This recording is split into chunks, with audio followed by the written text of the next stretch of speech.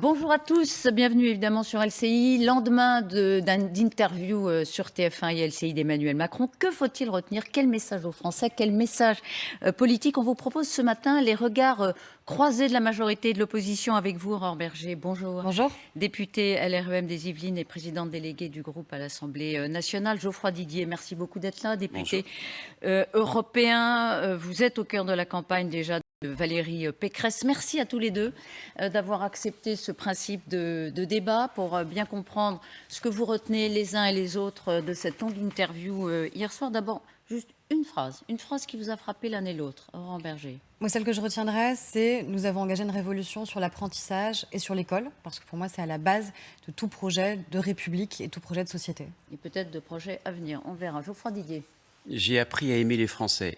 Je suis surpris d'entendre un président de la République qui, au terme de son mandat, déclare avoir appris à aimer les Français. Les Français, soit on les aime, soit on ne les aime pas, mais on n'apprend pas à les aimer. Alors, il y avait le souci de faire la pédagogie du bilan, confronté à ses décisions, à sa personnalité de gouvernant. Le but était globalement de s'expliquer. On va le revoir d'ailleurs à travers des extraits, évidemment, de cette interview exceptionnelle. Mais sur ce plan-là, sur cette volonté de retour sur image, retour sur phrase, est-ce que c'est réussi? Moi, je vous dirais que oui. Peut-être qu'il y aurait une appréciation différente de l'autre côté. Moi, ce qui était important, c'est à la fois qu'il ait le temps et la possibilité d'exprimer, d'expliquer ce que nous avons conduit depuis 4 ans et demi. Et que tout ne soit pas ramené uniquement à la question de la crise sanitaire. La crise sanitaire, elle a écrasé la vie politique pour des raisons évidente, qui était d'abord la protection sanitaire des Français et la protection économique aussi des Français, la question de l'emploi. Mais il y avait la nécessité aussi de rappeler que si nous avons pu gérer cette crise et si nous avons pu soutenir les Français, c'est aussi parce que dès le premier jour, on a commencé des réformes d'ampleur et qu'elles ont porté leurs fruits, que ce soit sur la question du droit du travail ou sur la question de la fiscalité notamment. Et je crois que c'est ça aussi que le président de la République a pu dire. Geoffroy Didier. Beaucoup de réformes qui n'ont pas eu lieu et qui avaient pourtant été promises. Réduction du nombre de fonctionnaires de 120 000, quelques centaines seulement. Et d'ailleurs, vous avez vu qu'il y renonce. Réforme des 35 heures. On y reviendra. Réforme des retraites. Simplification de l'État. Construction de 15 000 places de prison.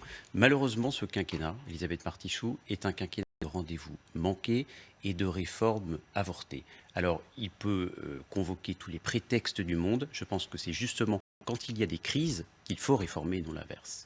Alors, on va entrer maintenant dans le vif du sujet du débat. Je vous propose qu'on regarde le premier extrait. Il a été confronté hier soir à ces petites phrases qui lui collent à la peau. Elles lui ont été remises en mémoire. Et Audrey Crespo-Mara lui a posé ensuite cette question. Celle que je trouve, c'est d'autant plus injuste pour moi parce que je me souviens très bien de mon propos, c'est celle où je dis il y a des gens qui ont réussi et des gens qui ne sont rien. Ça, on ne peut pas dire ça. Et j'ai cette formule qui, en effet, quand on apprend comme ça, est terrible parce que il se trouve qu'on a pu dire ça de moi ces derniers temps en disant il n'est personne, il n'est rien. C'est terriblement blessant. Et je vais vous le dire, j'ai acquis une conviction, il faut bousculer. Et donc je reste avec autant de volonté de bousculer le système. Autant. Mais est-ce que vous vous contraignez davantage? Est-ce que vous vous contrôlez davantage? Mais j'ai acquis une chose, c'est qu'on ne fait rien bouger si on n'est pas pétri d'un respect infini pour chacun. Alors, il faut respecter la fonction. Il ne dit pas « j'ai changé », il dit en effet « j'ai appris ». Geoffroy Didier, ce ne sont pas des excuses, mais il va loin dans la contriction. Après tout, on ne gouverne pas 5 ans sans faire des erreurs. Vous avez entendu la leçon qu'il en tire? Oui, mais il me semble que le titre de l'émission, c'était « Où va la France ?» Et on a l'impression hier que c'était un exercice soit d'autosatisfaction, soit de stratégie personnelle pour l'avenir, avec un zeste de contrition. En fait, j'ai trouvé qu'Emmanuel Macron avait beaucoup parlé de lui hier soir, alors que les Français endurent une crise sanitaire, une crise économique, une crise peut-être même civilisationnelle, et j'aurais aimé qu'il parle aux Français, qu'il parle des Français, plutôt qu'il se concentre sur lui-même. Donc on sent qu'il a voulu purger tout cela avant la campagne présidentielle qui ne dit pas encore son nom. Mais je regrette qu'il est... je vais vous dire une chose, je l'ai trouvé insincère. Insincère.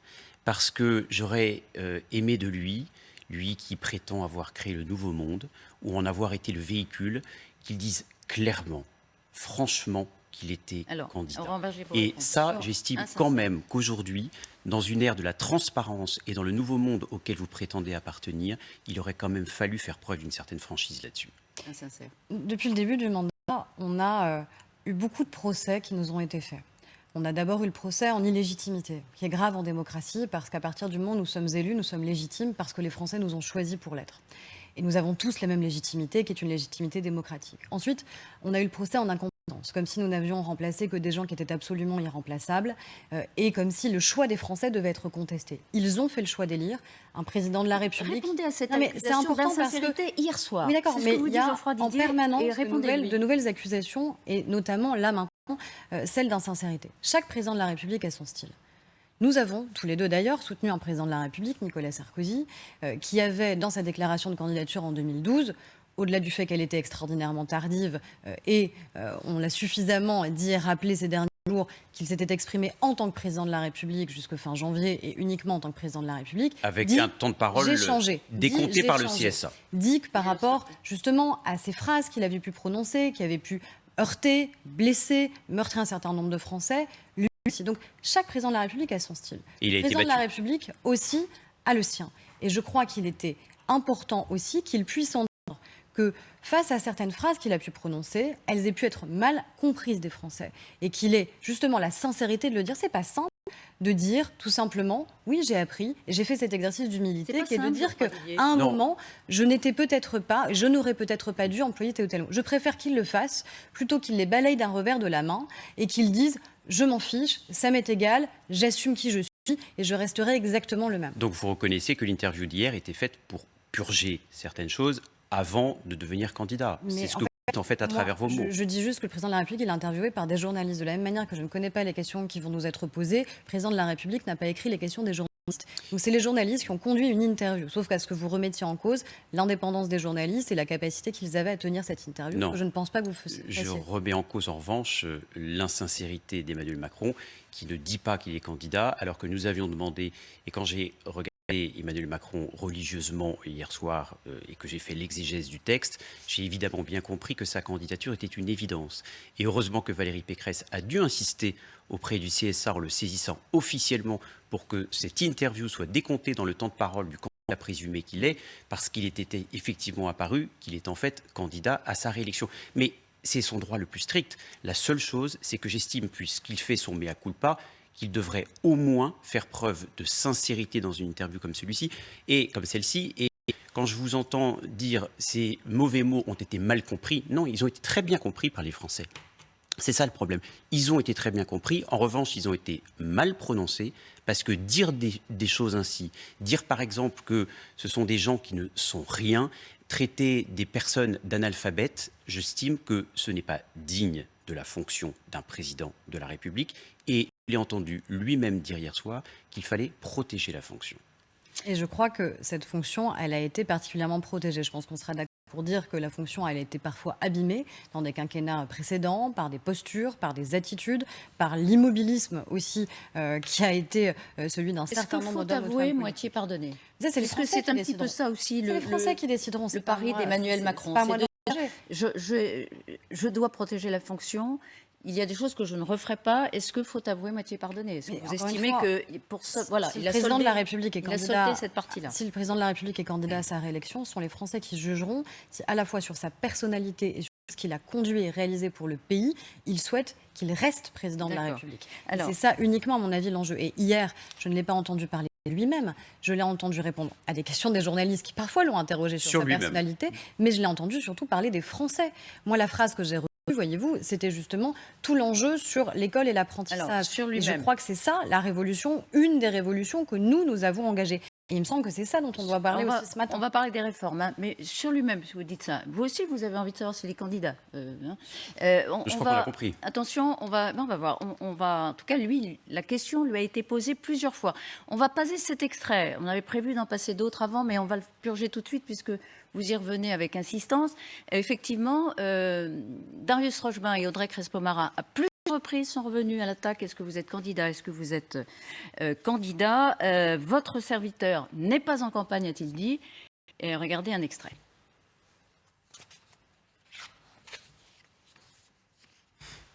Bon, on ne peut pas le voir, malheureusement. Alors, allons-y, il l'a dit, plutôt, on ne peut pas l'entendre. Il estime ne pas être dans la situation de répondre, à la fois compte tenu de la situation du pays, a-t-il dit, et de la situation de moi-même. Est-ce que... Voilà, on l'écoute. Je l'ai dit, j'agirai jusqu'au dernier quart d'heure. Et je ne pense pas, je n'ai jamais pensé qu'on pouvait en 5 ans tout faire. On ne transforme pas un pays en 5 ans. Et donc je continue à me projeter et j'essaie d'avoir l'esprit de sérieux. Et donc quand vous me demandez qu'est-ce que vous avez fait, je vous réponds en effet résultat concret. Mais j'essaie de garder de la vision pour satisfaire M. Rochebin et de dire je projette le pays à 10 ans et j'essaie de dire, au vu de ce que nous sommes, vers où on doit aller. Voilà. C'est de la vieille politique. On nous a fait ça 1000 fois. On n'en peut plus, surtout lorsque ça vient d'un nouveau monde, ou en tout cas de quelqu'un qui se prétend du nouveau monde.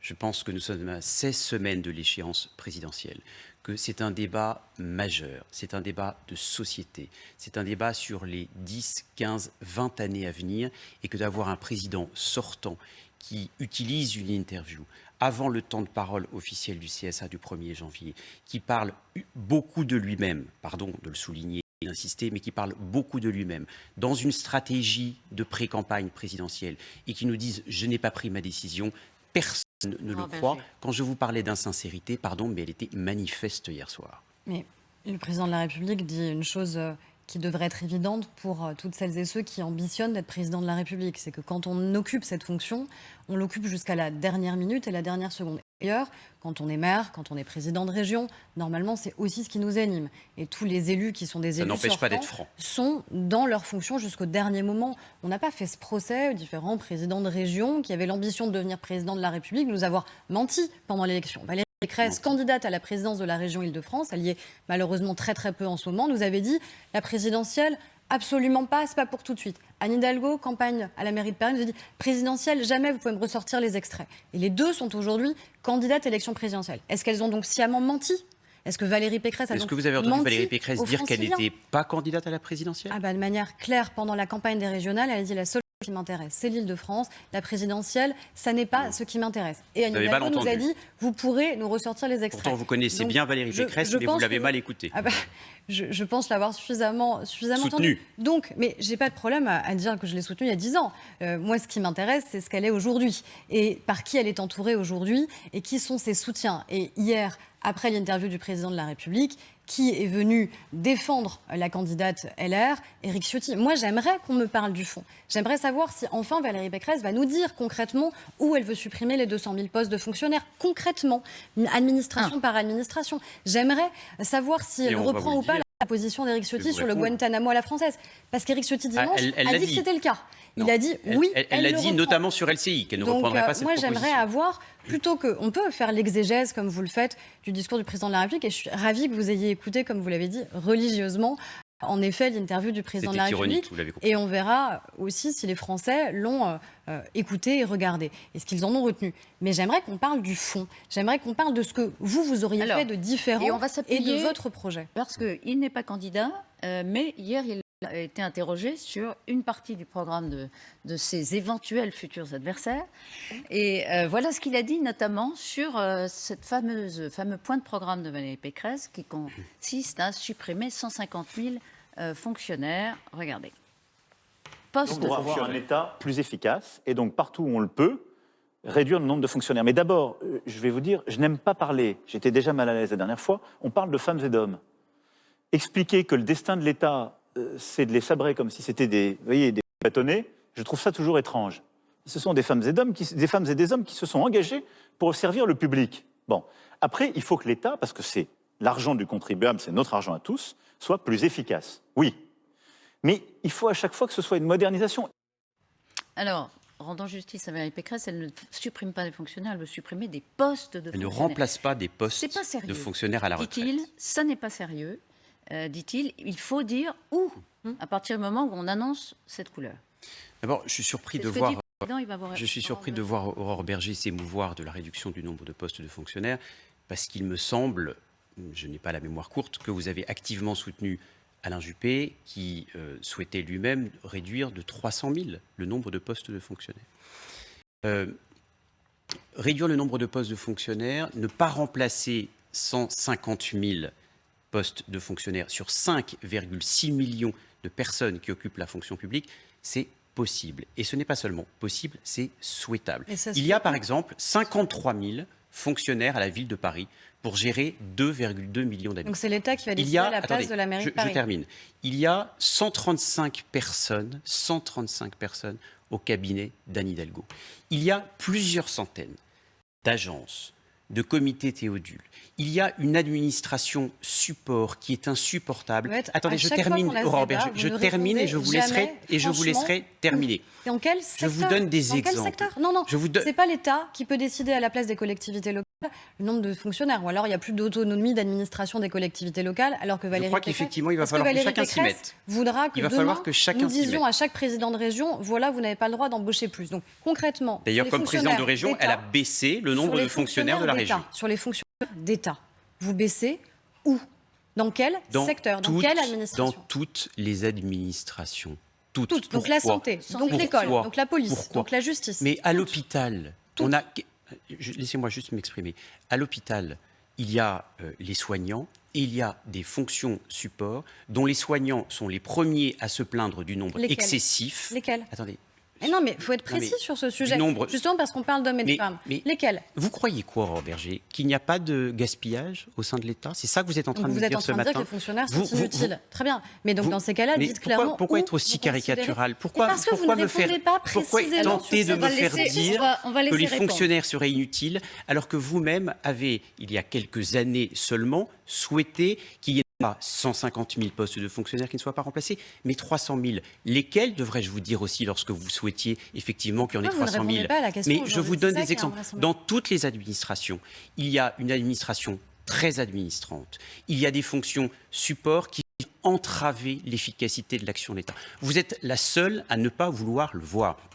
Et d'ailleurs, Emmanuel Macron, que vous soutenez aussi aujourd'hui, a souhaité, jusqu'à hier soir, qu'il y ait 120 000 suppressions de postes de fonctionnaires. Je ne vous ai pas entendu vous en émouvoir il y a encore 15 jours. Donc pourquoi tout d'un coup de baguette magique, sous prétexte qu'il veut gauchiser un peu son discours, vous expliquez que tous les fonctionnaires doivent être intégralement conservés? Moi, je crois beaucoup à la mission de service public de ces centaines de milliers d'hommes et de femmes qui travaillent d'arrache-pied pour l'État. Mais j'estime que par respect pour eux, en hommage à leur action, le minimum, c'est aussi d'améliorer l'efficacité de l'État en diminuant les fonctions support là où elles sont inutiles et inefficaces. Tous les ministères. Parce qu'en écoutant Valérie Pécresse, on avait cru comprendre que certains étaient sanctuarisés. Non. Et que même dans certains ministères, il y aurait 50 000 fonctionnaires. Oui. Est-ce que vous dites non, partout il y aura 3 priorités. Quand même des économies? Elisabeth Martichoux, soyons clairs. 3 priorités. Protéger, éduquer, soigner. Ce sont les donc, trois exceptions. Mais au sein des administrations, par exemple du ministère de l'Intérieur, il y a des fonctions support qu'il faut sans doute supprimer pour pouvoir mettre plus de policiers sur le terrain. Mais bien sûr, Philippe Juvin est le premier à expliquer, alors que honnêtement, il connaît ça mieux que quiconque, qu'au sein de l'hôpital, il y a une administration qui est paralysante. Donc, j'estime que c'est du bon sens de vouloir s'attaquer à cette administration qui paralyse pour permettre justement d'embaucher plus de policiers, plus de gendarmes, plus de magistrats. Nous avons fait. Oui, enfin, écoutez, il y a moins de policiers sur le terrain qu'en 2012. Non, mais attendez, juste sur ça, c'est un mensonge. Alors, il y a moins de policiers sur le terrain, puisque le taux d'engagement des policiers et des gendarmes sur le terrain est aujourd'hui inférieur à celui de 2012. Alors, la réponse. Non, mais c'est une question qui est extrêmement importante parce que Valérie Pécresse a choisi d'en faire l'une des propositions phares de son projet présidentiel.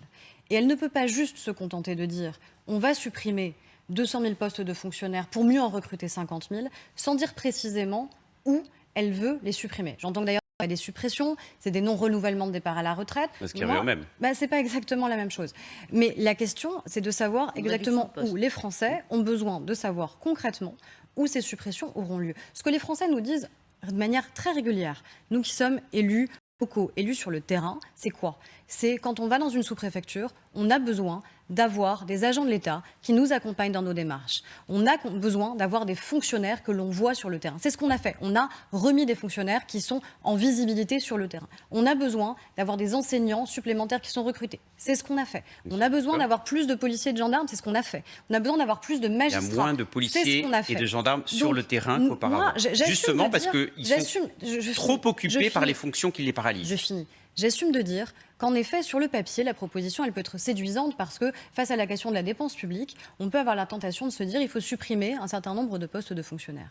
Mais à partir du moment où on est élu, on voit déjà que, les Français, en vérité, ils veulent surtout qu'il y ait plus d'État, que l'État soit plus à leur côté. Un État plus efficace, pas plus d'État. Mais ils veulent aussi plus de visibilité de l'action de l'État sur les territoires. Un État plus efficace et plus performant, pas plus d'État, Aurore Bergé. Mais ce que je retiens, c'est que vous dites que finalement, ça concernera toutes les administrations, aucune ne sera sanctuarisée et qu'on n'a pas de chiffres. On ne sait pas combien à la santé, on ne sait pas combien à la justice, on ne sait pas combien à l'intérieur, on ne sait pas combien à Bercy. Ça sera précisé dans le programme, l'interpellation d'Aurore Bergé. Bien sûr, mais avec une règle de bon sens, avec une règle de bon sens, c'est-à-dire moins d'administration administrante, moins de comités théodules.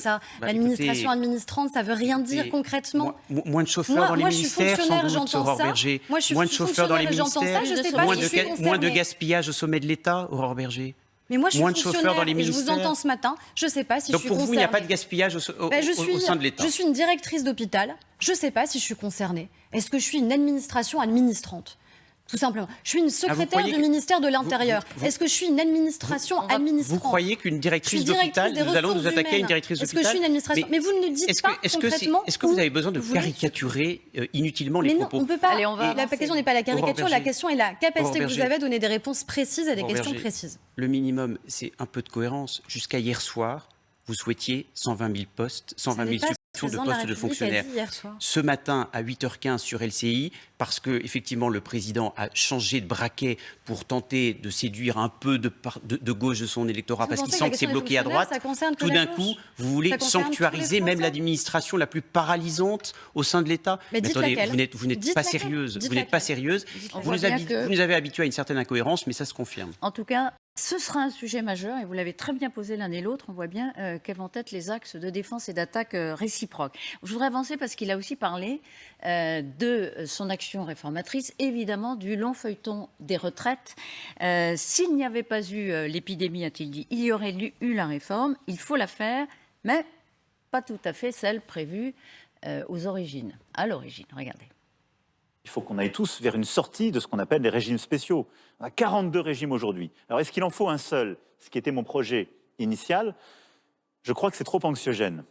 Mais je pense qu'il nous faut aller vers un système simplifié où, pour la fonction publique, pour les salariés et puis pour les indépendants, on a, grosso modo, voilà, trois grands régimes et sortir des spécificités, et en particulier tous les régimes spéciaux qui avaient créé avec le temps des inégalités entre les uns et les autres. Je dirais qu'autour de ces trois grands principes, on doit construire une réforme qui nous permet de regarder les années à venir. Voilà, la volonté d'aller vers une sortie des régimes spéciaux, mais pas sans tous les supprimer, ce qui serait trop anxiogène. Emmanuel Macron, semble-t-il, a tiré la leçon de ce long feuilleton, en effet, de la réforme des retraites, dont acte. Il fallait surtout pas qu'il se gêne pour réformer. Ça fait quand même 4 ans et demi qu'il est président de la République. Je trouve qu'il est quand même particulièrement mal placé pour venir demander aujourd'hui une réforme des retraites qu'il n'a pas eu le courage de mettre en place, et en tout cas de mettre en œuvre jusqu'au bout. Mais le problème, c'est que ce n'est pas uniquement sur la réforme des retraites. Restons juste sur la réforme des retraites, c'est important ce qu'il a dit. Non, il y a eu l'épidémie, je n'ai pas pu la mener, maintenant je vais le faire, c'est absolument nécessaire, mais un peu différemment. Parce qu'en promettant pour l'avenir, Emmanuel Macron signe son crime. En réalité, la révolution, oui, c'est une expression en langue française, la révolution qu'il a prétendu mettre en place, c'était même le titre de son livre, n'a pas eu lieu. Elle a accouché d'une souris. Justement, 120 000 postes de fonctionnaires, promesse non tenue, réforme des retraites promise. Promesse non tenue, simplification de l'État, promesse non tenue. Et aujourd'hui, faute de réformes structurelles, on se retrouve avec une situation plus que préoccupante où nous sommes les mauvais élèves de l'Union européenne.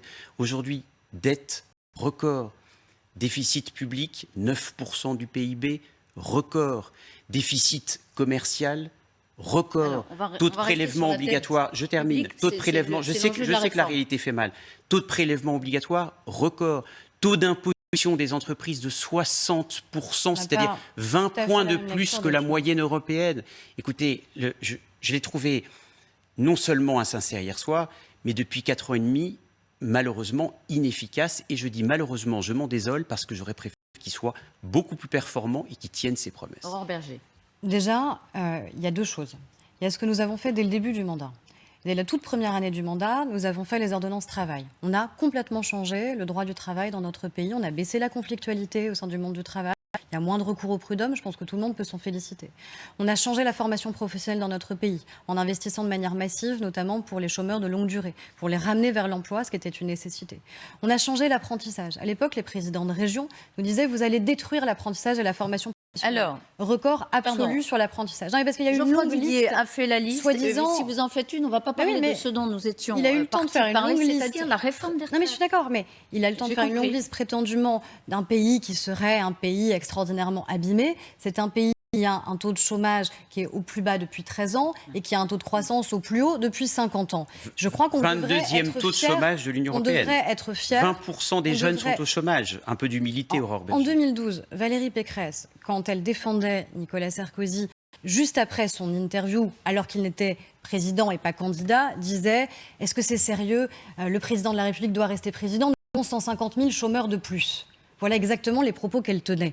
Eh bien, nous, on peut dire que nous avons un président de la République qui est en effet président de la République et qui a un taux de chômage au plus bas depuis 13 ans. Et je préfère avoir cette situation-là à défendre. Sur la question de la réforme des retraites, répondrai sur le sur la chômage. question de la réforme des retraites ensuite, est-ce que l'ambition, elle est maintenue ? Évidemment, oui. Est-ce qu'à un seul moment, dans le mandat du président de la République, il a dit que cette réforme, elle était inutile, qu'elle devait être abandonnée ? Absolument pas.